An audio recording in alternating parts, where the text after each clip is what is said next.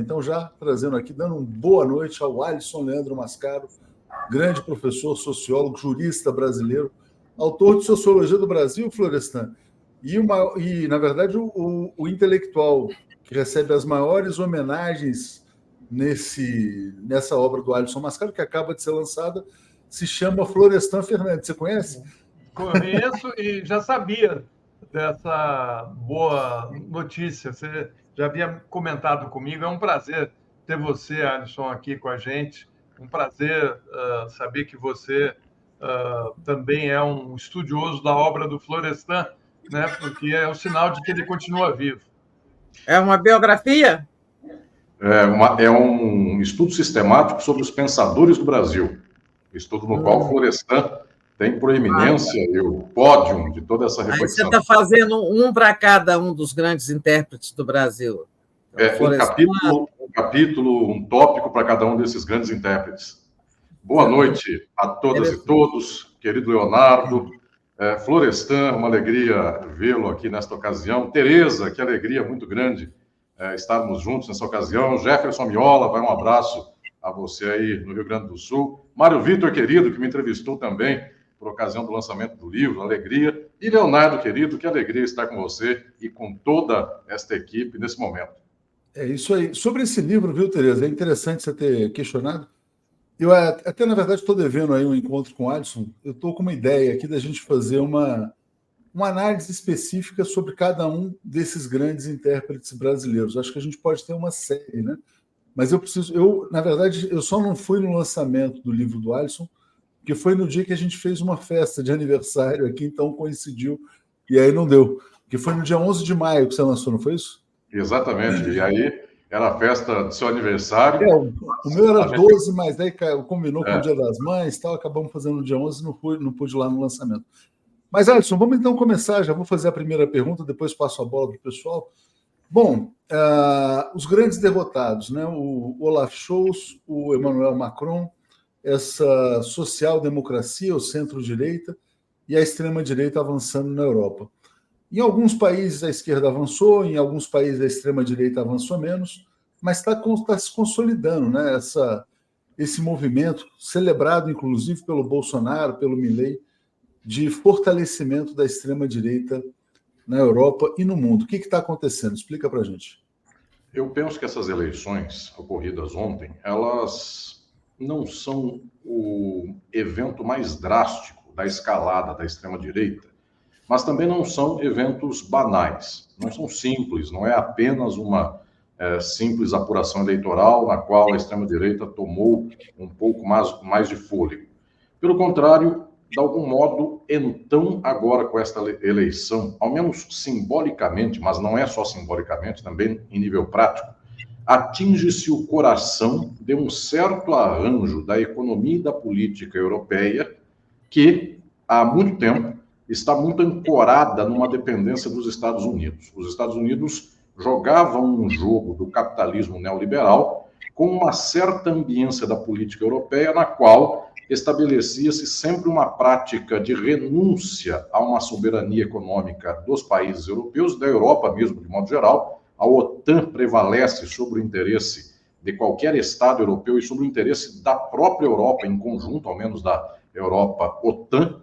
E os modelos políticos que sustentavam esta submissão aos Estados Unidos eram sempre os modelos políticos liberais, que no começo do neoliberalismo, nos anos 80 e 90, tinham uma espécie de bandeira que anunciava algum pálido progressismo, que era o de respeito aos direitos humanos, de estabelecimento de um mercado comum europeu e depois de uma união efetivamente europeia, na qual se respeitariam direitos civis, na qual, então, haveria um espaço de trânsito de pessoas dentro desse ambiente europeu. Essas pequenas conquistas que animaram aquele surgimento dessa Europa unificada na década de 80 e na década de 90, tudo isso se esvaiu, tudo isso se foi.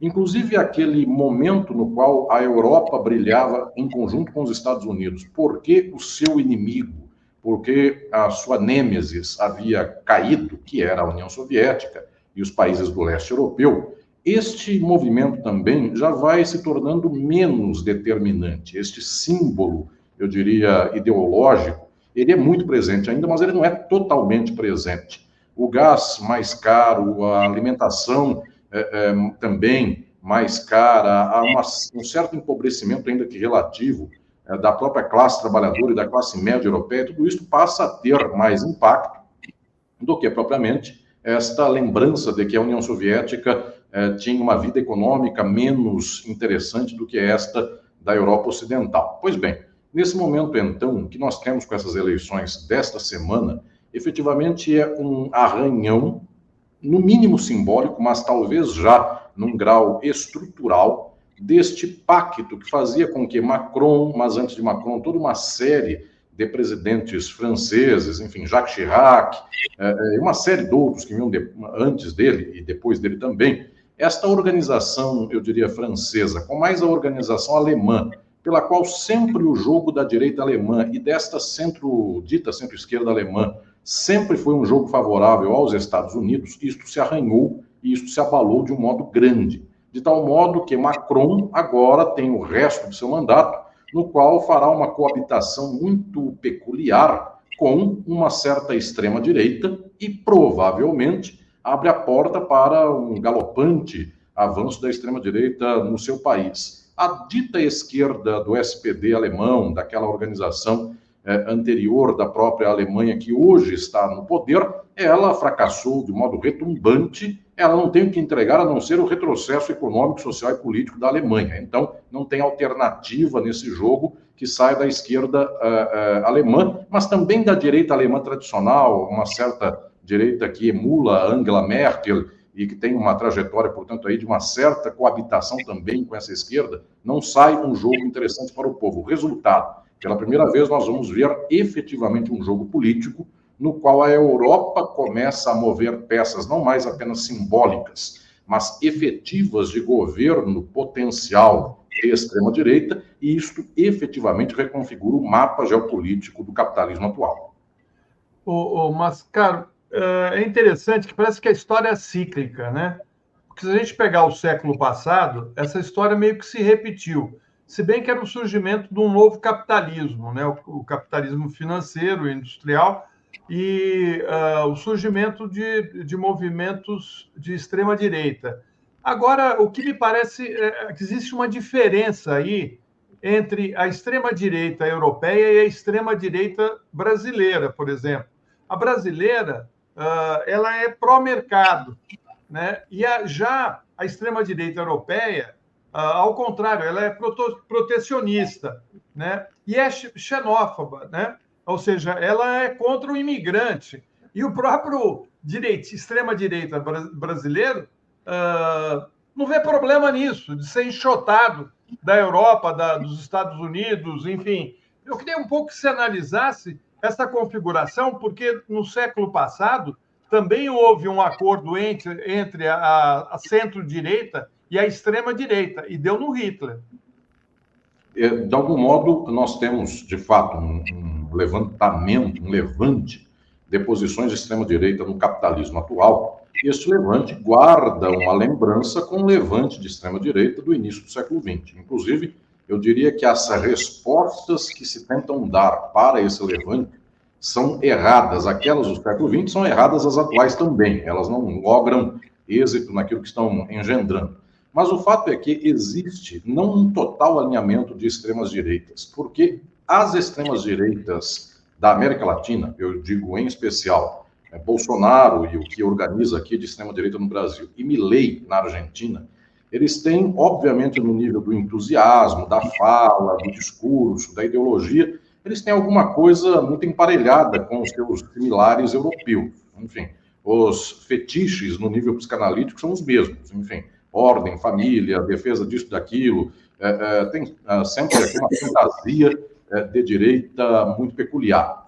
Na prática, no entanto, o bloco europeu da extrema-direita tem algum grau de divergência em relação ao bloco latino-americano. E isso aqui, inclusive, gera talvez um impasse na nossa análise a partir do Brasil e da Argentina, em face da análise dos europeus e em face da análise dos Estados Unidos. No caso da Europa, o que nós temos é uma extrema-direita que é linha auxiliar, eu diria que é uma linha de rescaldo, uma linha de botão de emergência final, não é a primeira opção da própria reprodução do capitalismo europeu e estadunidense. Ou seja, de alguma maneira, a extrema-direita europeia ela joga o jogo do capitalismo, como jogou no século XX, o próprio Florestan lembrou aqui esse movimento. Mussolini, Hitler, eles não são anticapitalistas, eles são a exacerbação do capitalismo dos seus países. No entanto, no caso de Hitler, formando um conglomerado de 5 grandes monopólios. No caso da Itália, buscando abrir mercados na África, porque era o que lhe restava em termos de um imperialismo tardio. Pois bem, no século XXI, esses países europeus que vão para a extrema-direita, eles têm uma pontual divergência com os Estados Unidos, porque os Estados Unidos jogaram preferencialmente o seu jogo de domínio na Europa sempre com os liberais de direita e mesmo liberais de esquerda. O que Olaf Scholz faz em favor dos Estados Unidos contra a Rússia é um jogo total dos Estados Unidos. Então, essa esquerda liberal, ela é totalmente imperialista, ela é totalmente estadunidense. Então, quem faz um jogo secundário é a extrema-direita. A extrema-direita tem algum grau de divergência em relação a esse interesse imediato dos Estados Unidos. Não total, porque é a extrema-direita. E toda a direita é sempre uma direita do capital, que é internacional. No caso da América Latina, o jogo é peculiar, porque aqui, preferencialmente, o jogo dos Estados Unidos é com a extrema-direita.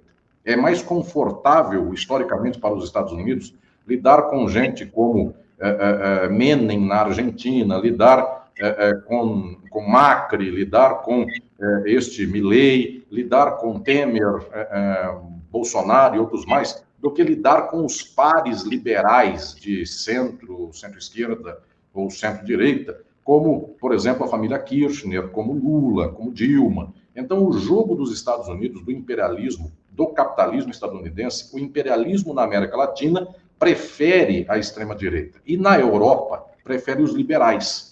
Então, é linha auxiliar. Tanto aqui, na América Latina, também os liberais, quando estão no governo, Lula, Dilma, outros mais, eles não jogam um jogo totalmente contrário aos Estados Unidos. Fazem uma composição com a China, tentam soprar uma vela para o BRICS e outra para os Estados Unidos. É um jogo secundário, não é o preferencial dos Estados Unidos. Mas na Europa, quem acende a vela principal para os Estados Unidos é gente como Macron, Olaf Scholz e outros mais. Toda uma estrutura preparada para fazer com que as instituições europeias funcionem na base de uma democracia liberal em favor dos Estados Unidos. Então, é peculiar, porque no nível simbólico, Bolsonaro, Milei e outros mais, é óbvio que eles gostam destas fancarias que os europeus também fazem. No entanto, fancaria por fancaria, porque tudo isso é um espantalho para evitar ver o fundamental, a fancaria dos europeus é contra imigrantes. Aqui, dos brasileiros e argentinos, é muito no nível moral, que é muito típico, inclusive, de nossas regiões, família, contra o aborto e coisas mais dos costumes, que na Europa é um jogo que não cola tanto, não é nesse nível. A Europa, ela tem talvez um grau de secularização maior do que, talvez não tem historicamente, enfim, do que a América Latina, de tal modo que por lá, extrema-direita não é tão pautada por essas coisas que são as idiotices daqui, embora nós aqui, inclusive, consigamos ver uma idiotice de lá, esta da imigração.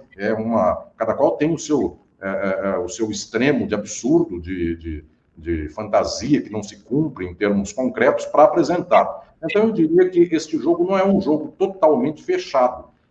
Este jogo para os Estados Unidos prefere, obviamente, o Partido Republicano sempre se alia com extremas direitas. No entanto, este jogo, ele refaz essas condições porque, de fato, Trump prefere Putin, de alguma maneira. Ele não é o Partido Democrata que prefere estar do lado da Ucrânia contra o Putin. Então, este jogo sofrerá um outro alinhamento, mas esse jogo de alinhamento dos Estados Unidos com a Europa, aí ele interfere menos nas posições do Brasil e da Argentina, porque, tecnicamente, Bolsonaro apoiou Putin de alguma maneira, mas o seu público não, o seu público é todo da Ucrânia, a extrema-direita brasileira é ucraniana, mas também Lula não faz um jogo muito diferente em termos de posição geopolítica. Então, eu diria que afeta-se menos a condição de disputa ideológica e política do Brasil e da Argentina esta movimentação por lá. Mas o fato é, efetivamente, mais uma vez, nos termos gerais, tanto a América Latina quanto a Europa, voltam a escalada de extrema-direita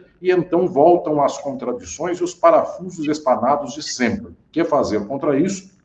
quais opções tem a esquerda contra isso, e, via de regra, todo o clamor de urgência e toda, eu diria, construção política que se tenta fazer é renunciar a qualquer escapatória efetiva e material da esquerda para dizer: se a esquerda não apoiar a direita liberal não fascista, nós chegaremos ao fascismo. Então, mais uma vez, é a solução do início do século XX. A esquerda tem que se sacrificar no altar da direita liberal para fazer frente ampla contra a extrema-direita. E, nesse sentido, esta frente ampla ela não tem o que fazer, porque exatamente a reação popular é por causa das políticas liberais, naquele tempo, e neoliberais de agora, de gente como Macron. Macron, por lá, é igualzinho a Eduardo Leite no Brasil. Se a esquerda tiver que se sacrificar para apoiar o Eduardo Leite contra a extrema-direita, ela morre junto e não tem nada de bom para poder falar nesse sentido. Então, efetivamente, agora começa o problema decisivo. Nós aqui, eles lá, cada qual com um tom, com um grau de diferença. Nós aqui, eles lá, temos agora a contradição estrutural de ter que resolver a ascensão da extrema-direita, sendo que, via de regra, politicamente, quando a extrema-direita se levanta, a esquerda e os liberais sempre perdem. Vou passar para você, Tereza, só vou fazer uma colocação que me intriga, né? Eu não sei se o que está acontecendo nesse momento na França é um movimento para sacrificar a esquerda, como o Alisson falou, numa frente ampla contra o fascismo, ou se as classes dirigentes lá já não tomaram a decisão de sacrificar o Macron e entregar a condução do capitalismo francês para a extrema-direita da Marine Le Pen. Eu tenho essa inquietação, mas vou passar para você. Na sequência, aí o Alisson explica o quadro para a gente. Diga, Tereza. O Alisson, abstraindo-se aí os posicionamentos políticos da União Europeia, a construção do bloco, né, foi uma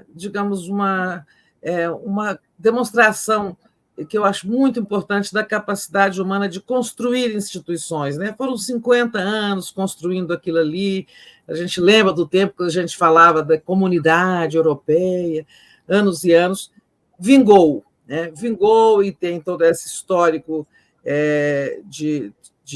também de guerras entre os europeus, que, pelo menos ali no contexto da Europa Central, a União Europeia, né, evitou novos conflitos. Tem conflito lá para a Ucrânia, mas aí já é fora do território da instituição, do bloco, né? Quando veio o Brexit, muita gente achava que não aconteceria, que o Reino Unido não sairia, né? Agora, essa extrema-direita que cresceu e que, né, pode crescer mais, na medida em que ela se fortalece em alguns países, a gente está vendo isso, né? Agora, a França, a Itália, não é só o Orbán, a Hungria, a própria Alemanha ficaram em segundo lugar. Não é eventualidade.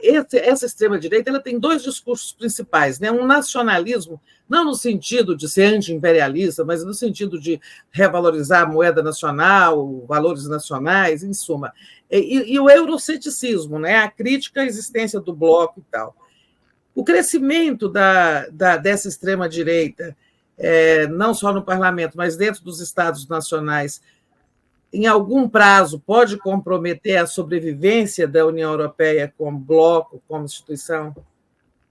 Esta dimensão, Tereza, ela já está acontecendo, mas a falência da União Europeia não se deve à extrema-direita. A extrema-direita, se chegar a uma ação concreta, ela joga a pá de cal em cima da União Europeia. O problema da União Europeia é a própria União Europeia, porque, num certo movimento, ela efetivamente depõe armas, ela constrói uma paz suficiente entre estados que passaram 1000 e tantos anos guerreando, ainda antes de serem estados, mas França e Alemanha, regiões, povos, culturas, religiões, bastante diferentes, umas vizinhas das outras. Esse movimento é bonito no nível de fazer uma aproximação entre esses povos. No entanto, essa lógica foi totalmente presidida não por uma união dos povos, das classes trabalhadoras. As classes trabalhadoras foram as últimas a serem consultadas, se é que foram consultadas, não foram, para esse processo. É uma união das elites, das classes burguesas desses países, para evitar, eu diria, uma concorrência estrutural entre essas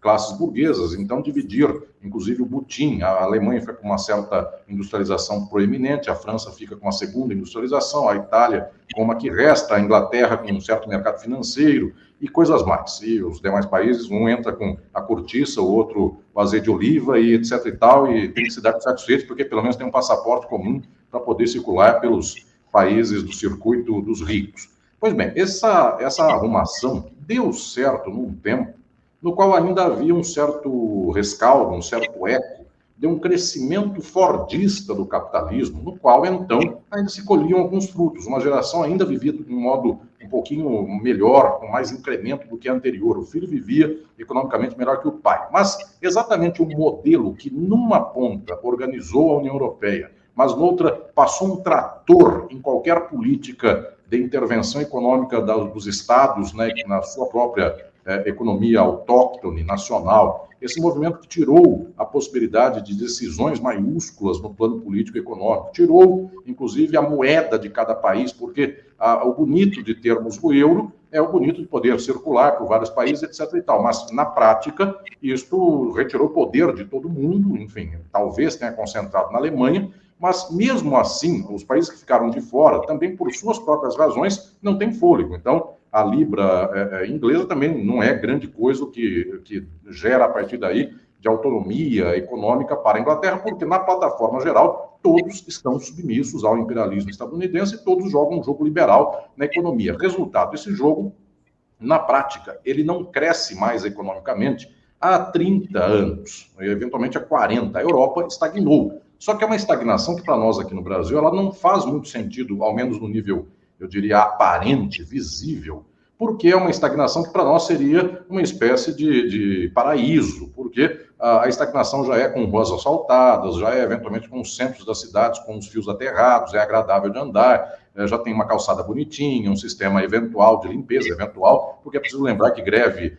de lixeiros em qualquer país da Europa, não é só em Nápoles, também em Paris, em qualquer lugar, é um caos como é também nas Américas. Mas o fato é que parece que existe uma certa autorreprodução, que tendo chegado a um nível de sofisticação, ela tem mais dignidade, décadence avec élégance. O fato é que existe decadência, embora possa alguém flertar com a elegância da decadência europeia, mas ela não cresce mais. Os BRICS crescem de um modo muito expressivo, os demais países do mundo, as regiões anteriormente colônias, hoje tem algum grau de pujança, não é que estão chegando lá, alguns estão chegando, mas outros não chegam, mas crescem mais, e, portanto, em médio prazo, a Europa estagnou. Efetivamente, esse quadro no qual o jovem, o adulto europeus não tem perspectiva, é um quadro que o joga para soluções cuja interpelação ideológica são expressivas. Quem hoje faz interpelação ideológica expressiva?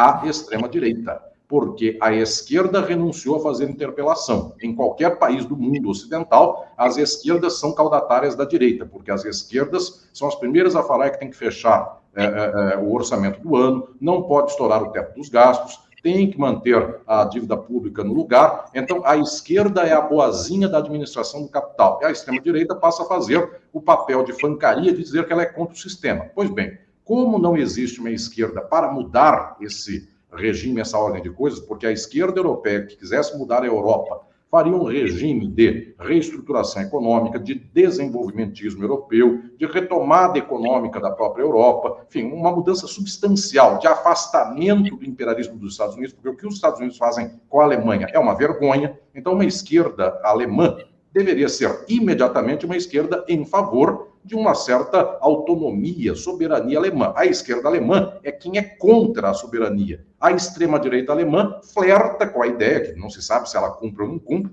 mas só de expressar ideologicamente que ela flerta com a soberania alemã contra os Estados Unidos, o povo vai diretamente a essa ideologia. Só que aí vem um detalhe que eu gostaria de juntar aqui a pergunta da Tereza com a do Florestan, e também dado aqui o mote do Leonardo. Eventualmente, a contradição da extrema-direita da Europa é um pouquinho menos pior do que da brasileira e da Argentina. Porque se a extrema-direita europeia faz um movimento, ainda que pontual, pequenininho, de algum grau de afastamento do imperialismo estadunidense, então ela entrega um resultado econômico menos pior do que dos liberais de direita e de esquerda. O Scholz, o Macron, um à direita e um à esquerda, os dois são liberais. Quando a extrema-direita faz um movimento um pouquinho de separação do imperialismo, pouquinho, porque não será mais que isso, ela efetivamente tem a condição de acelerar o crescimento econômico 1, 2%, algo nesse sentido. A extrema-direita do Brasil e da Argentina fazem um movimento contrário, é o que eu disse, ela é o jogo preferencial do imperialismo estadunidense. Então, quando aqui se entrega uma empresa, se privatiza tudo, e etc., etc., etc., a hecatombe em médio prazo é muito grande do Brasil e da Argentina. De fato, aqui, o jogo da entrega da extrema-direita é um jogo que não tem o que entregar e, portanto, ela tem que se sustentar nessas loucuras e fantasias do tipo aborto, a família está acabando e coisas mais, enfim, coisas de outro mundo e quaisquer coisas assim. É por causa de religiões de matriz africana que tem enchente, absurdos como tais. Efetivamente, aqui ainda existe uma certa condição de que a extrema-direita, ela, na hora de governar, ela tem os piores quadros, ela não sabe o que fazer, etc. e tal. Na Europa, pode acontecer da extrema-direita dar liga com algum grau de dinâmica econômica, que não vai ser muito grande, mas pode ser menos pior do que a do Macron e do Scholz e adjacências, que só dão retrocesso e marcha ré. Se pararem no estancamento do retrocesso que o Scholz está dando e outros estão dando, eles já ganharam em relação ao que está por aí.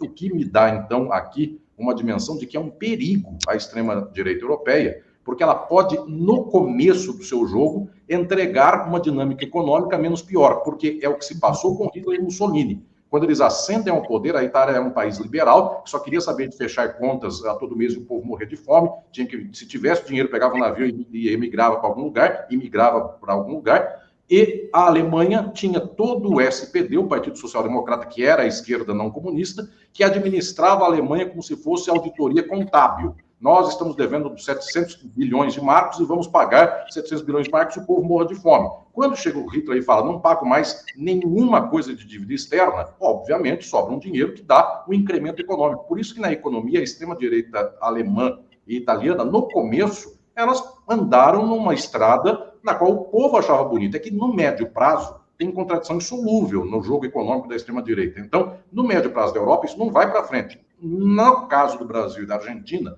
é uma contradição imediata, porque para que o Milei possa diminuir a inflação, o povo tem que morrer de fome. Então, aí só sobra um sustentáculo, luta ideológica. Quer dizer, você está morrendo de fome, mas a Cristina Kirchner não volta mais, mas os comunistas vão ser jogados do alto do avião no Rio da Prata, qualquer coisa dessa. Então, aqui, efetivamente, a dependência da ideologia é muito maior do que na Europa, o que também dá a baliza do perigo da extrema-direita europeia.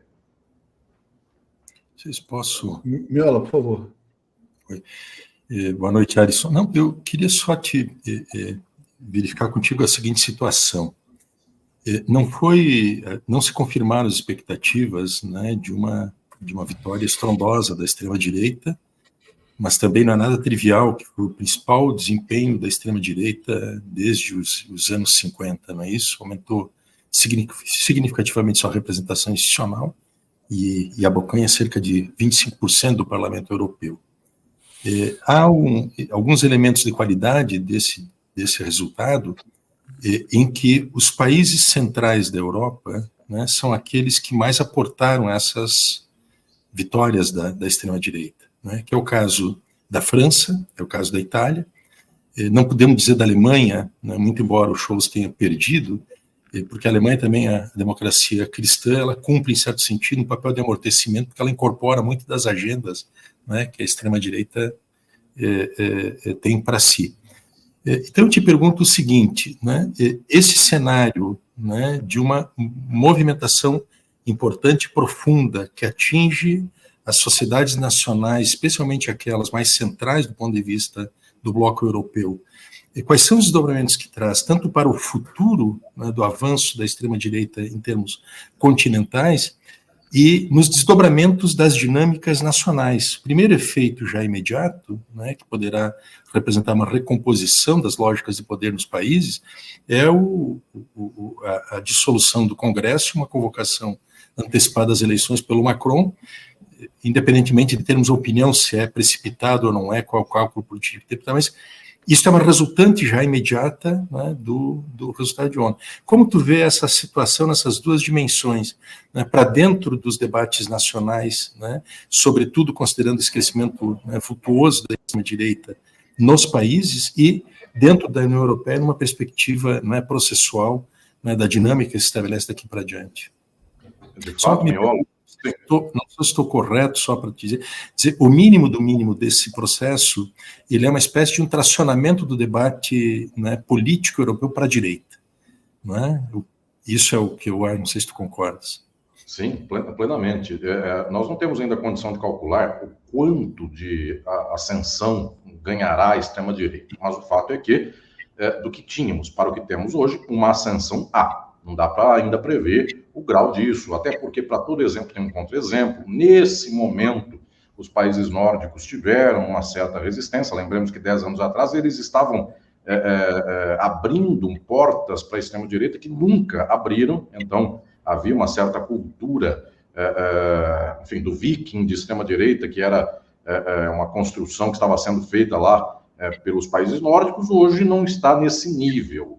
Então, são faixas aí, é como se nós dividíssemos a Europa em 3 faixas, enfim, os nórdicos e a Inglaterra, para a qual, eventualmente, os trabalhistas agora têm alguma chance, então parece que resolveram virar o pêndulo para uma certa aproximação menos de direita, porque também considerar o Partido Trabalhista inglês de esquerda hoje é quase uma piada, mas os países do centro, cuja economia são as economias mais determinantes e, portanto, as mais garroteadas pelo imperialismo, porque, efetivamente, os Estados Unidos, para fazer um motor todo ele histórico de imperialismo, para dominar a Suécia economicamente, não é o interesse. Os Estados Unidos chegaram com a OTAN até a Finlândia, não porque especialmente a Finlândia seja dos produtos Nokia e isso esteja incomodando muito a economia estadunidense, é porque ela está nas portas da Rússia, portas geográficas, físicas. Então, a disputa da OTAN no norte da Europa é uma disputa apenas por espaço, mas a disputa econômica decisiva é matar França, Alemanha e Itália, porque esses 3 países podem ter indústria, podem ter automóvel e coisas mais, e é melhor para os Estados Unidos que eles sejam muito caudatários dos Estados Unidos. De fato, eles mataram França, Alemanha e Itália, e aí o movimento da extrema-direita é mais expressivo, até porque encontra uma tradição do ressentimento que um dia volta de um país inteiro que está na 5ª geração de alguém que aprendeu com o seu tataravô que o sangue dele é puro e dos outros não é. Então, essas coisas que vão passando, ainda que escondidamente de geração em geração, lembrando que a Alemanha Ocidental, ela não depurou o nazismo, ela fez assim com o olho e ficou do jeito que estava. A Alemanha Oriental até depurou parcialmente, mas mesmo assim é uma depuração que não mexe na alma dessa gente alemã. O que eu estou dizendo é que resgatar essas ideias fascistas na Alemanha, na Itália e também na França, porque o governo de Vichy é um governo também que se abriu para o nazismo, enfim, de um modo muito gostoso, enfim, Marechal Pétain, outros mais. Então, já há uma tradição de extrema-direita por ali, já há uma cultura de extrema-direita. Ali está um eixo, eu diria, decisivo. E aí os países muito mais ao sul, que são os países da pobreza europeia, enfim, os países mais achegados ao Mediterrâneo, esses países, então, jogam um jogo terceiro, que, a bem da verdade, nesse momento, o próprio capitalismo central também não olha para eles com grande interesse. O fato é que esta Europa do miolo, que é a Europa do interesse dos Estados Unidos, ela foi destroçada. A Alemanha efetivamente anda para trás em termos do que era, em termos do que tinha de potencial de pegar gás da Rússia mais barato, e agora tem que pagar tantos % a mais para fazer o mesmo, e uma desindustrialização crescente. E a França, com essas posições, eu diria, liberais, à lá Eduardo Leite, do senhor Macron, não sai do lugar, não tem condição de sair do lugar uma política econômica como esta. Então, nesse contexto geral, cada país reage de um modo. Agora, o que nós temos aqui de dimensão efetiva, em termos de, eu diria, desarme político, é que para a Europa, que destroçou qualquer possibilidade de luta da classe trabalhadora maiúscula faz 30 ou 40 anos, inclusive porque o exemplo da União Soviética foi feito como sal jogado na terra para nunca mais brotar uma coisa parecida. Hoje, a Europa tem muita dificuldade em poder fazer a análise que nesta noite eu estou fazendo com vocês, queridos 5 aqui na TV 247. Certamente qualquer plataforma mais à esquerda da Europa não faz, nesse momento, a análise que nós estamos fazendo aqui. É sempre uma análise pensando no nível liberal dos indivíduos imigrantes que podem perder seus direitos, mas não entra na equação da esquerda europeia no presente momento independência econômica, não entra na equação estatização de empresas, retomada das privatizações europeias. Esse jogo não passa por lá nem para a esquerda.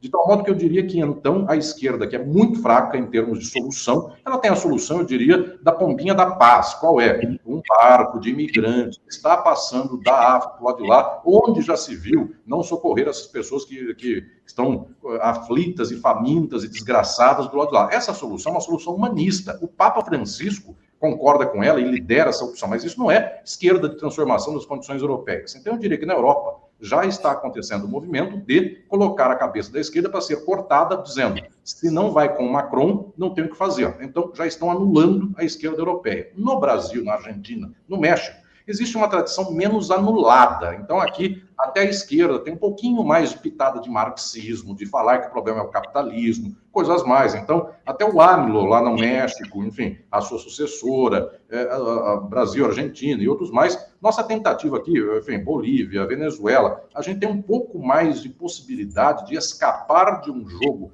somente liberal da esquerda, porque efetivamente se pode fazer alguma coisa que eventualmente seja maiúscula. Claro que na prática as esquerdas também das Américas já capitularam em favor do liberalismo, mas quem sabe um certo gás dá uma análise que incentiva o povo, incentiva um sindicato, um movimento social, um partido político, uma luta de resistência, uma luta de transformação. Na Europa nem isso, ou seja, a Europa acabou de matar a esquerda, porque vão dizer para ela, se você não apoia um Macron da vida, vem a Marine Le Pen. Então, efetivamente, acabou esse jogo, e também porque a esquerda europeia nem quer jogar um jogo além desse. Quando o SPD deu a mão para a direita liberal, para tentar se salvar do Hitler, não deu em nada. É bom que nós nos lembremos que em 1935 houve uma frente nacional na França contra a extrema-direita, e os liberais de direita puseram o Partido Comunista debaixo dela, e o Partido Comunista francês disse assim, vamos agora apoiar os liberais, porque pelo menos a gente evita o fascismo. O governo é tão desastroso, que é um Eduardo Leite governando a França, com apoio do Partido Comunista em nome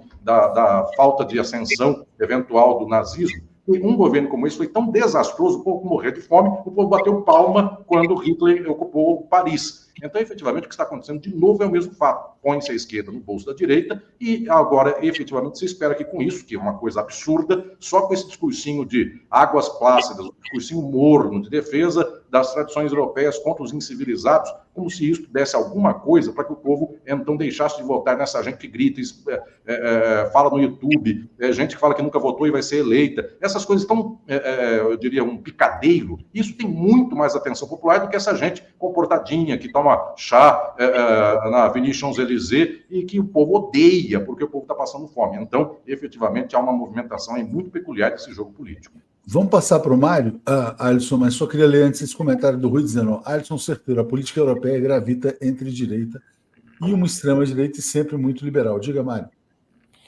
Eu acho que eu vou me antecipar ao Atushi e vou dar uma cortada nele e chamar o Alisson rapidinho para falar mais sobre esses assuntos todos aí, antes que o Atushi esgote o assunto com você.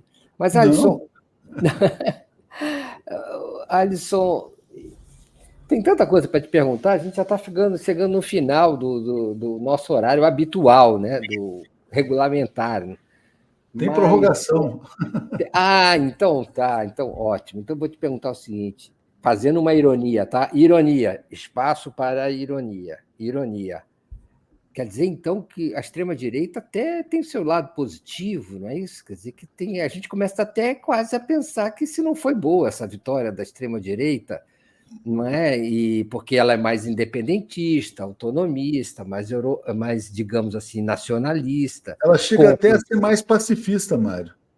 Não, e aí eu vou entrar nisso, exatamente, é nessa linha. Então, que parece, não é? Vocês já perceberam isso, perderam os principais defensores da guerra contra a Ucrânia, contra a Rússia na Ucrânia. Perdeu Macron, que está querendo mandar soldados, tropas para lá, que sempre apoiou, não é? E perdeu Olaf Scholz, que manda armas e que também está pensando em convocar tropas. Então foi quer dizer, a Rússia teve os principais inimigos da Rússia foram derrotados. E o Grupo dos Verdes também, tá, Mário?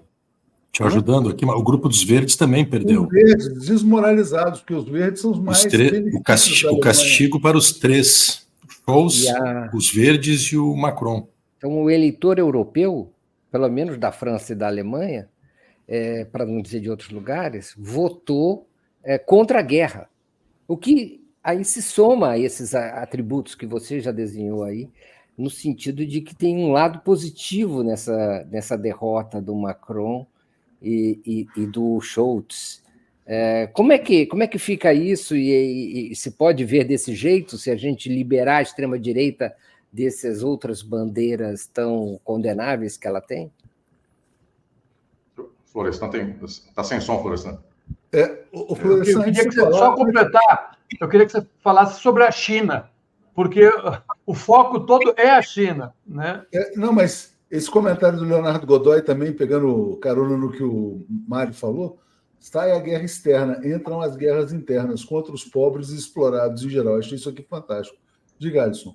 Porque, efetivamente, estas posições de extrema-direita, elas são absurdas, elas são toscas. O problema da Europa não é imigração, inclusive, é a salvação econômica europeia, porque são países de crescimento demográfico negativo. Então, tudo isso está errado, como o problema do Brasil não é religião de matriz africana, não é aborto, não é o feminismo, enfim, é tudo muito claro nesse sentido, também o da Argentina não é nada disso. A questão, no entanto, é que isto que é, como diria, um desplante de solucionar o problema pela extrema-direita, que dá, em médio prazo, um caos extraordinário, é a Itália, que se não tivesse passado com o fascismo, ela tinha lucrado com a crise europeia se ela tivesse um governo de esquerda. Mas ela embarcou nessa onda de fazer guerra contra todo mundo, e guerra interna, etc. Tal, deu no que deu a mesma coisa à Alemanha. Pois bem, essa dimensão da extrema-direita europeia, é óbvio que no médio prazo, ela tem, eu diria, uma falência ao modo próprio, que se soma em paralelo à falência dos liberais, que essa falência não é prevista em médio prazo. A falência dos liberais já aconteceu. As economias europeias já são uma tragédia. Então, o que nós temos aqui é o fato de que, no primeiro momento, alguns pequenos ganhos vêm desta mudança que escapa do total liberalismo. Então, essas mudanças advêm, inclusive, feitas por pessoas e movimentos e, eu diria, rótulos e bandeiras horríveis. É só porque esta movimentação, ao dar um pouco de gás para suas economias, ao eventualmente tirar o Banco Central deles das mãos dos Robertos Campos Netos deles, daqui a pouco faz loucura, mas é só tirar da mão de um total controlador de um banco e deixar fazer com que um governante possa mexer na taxa de juros como ele queira, que dá algum gás positivo. A dimensão, no entanto, decisiva é que isto é a tragédia que se deu no tempo da ascensão do Mussolini e do Hitler. Também as esquerdas europeias, elas viram esse quadro e disseram assim, alguma coisa do Mussolini é menos pior do que a do liberal. Só que gente muito decisiva, gente muito efetiva no quadro de análise política daquele tempo, como Antônio Gramsci, na própria Itália, como os marxistas da Alemanha, tiveram um grande modo de anunciação de que não se deve ter qualquer ilusão com a extrema-direita. A extrema-direita quebra um país, desgraça uma sociedade, várias sociedades, ao modo dela, enquanto os liberais quebram do seu modo. Efetivamente, as sociedades que escaparam dessa tragédia fascista foram as que fizeram a Revolução Socialista. A Rússia, naquele tempo que a Europa se matava, a Rússia só foi convocada àquilo porque resolveram matar a Rússia, mas a Rússia estava crescendo economicamente, ela saiu de um país atrasadíssimo da Europa, eventualmente mais atrasado, para ser segunda potência do mundo em poucos anos, tendo que enfrentar Hitler e todas as dimensões de uma guerra patriótica que foi feita contra ela própria. Então, efetivamente, quem escapa hoje desse quadro? Escapa a China, porque a China não tem nada que ver com essa opção de extrema-direita versus liberais, ela está em outro jogo. Então, efetivamente, nesse jogo, enquanto eles se estapeiam, países que não entraram nessa andam, podem não andar demais, até porque essa crise econômica do capitalismo afeta a China, que também é um país capitalista, mas ao seu modo, não é modo liberal, nem é modo extrema-direita. Então, efetivamente, para nós aqui, o que seria fundamental é que se nós tivéssemos uma mobilização social, uma decisão efetiva política em países da Europa, mas pensando aqui no Brasil e na América Latina, de, enfim, jogar as cordas que amarram o Brasil à economia da América Latina ou de alguns países europeus que fizessem isso, enfim, abandonar o discurso liberal e partir para uma ação de transformação econômica, reestatizar, estatizar bancos, acabar com a dependência do mercado financeiro, só esses países conseguem se blindar da extrema-direita. Se o Brasil não faz isso, ele joga um jogo liberal de esquerda para crescer 3%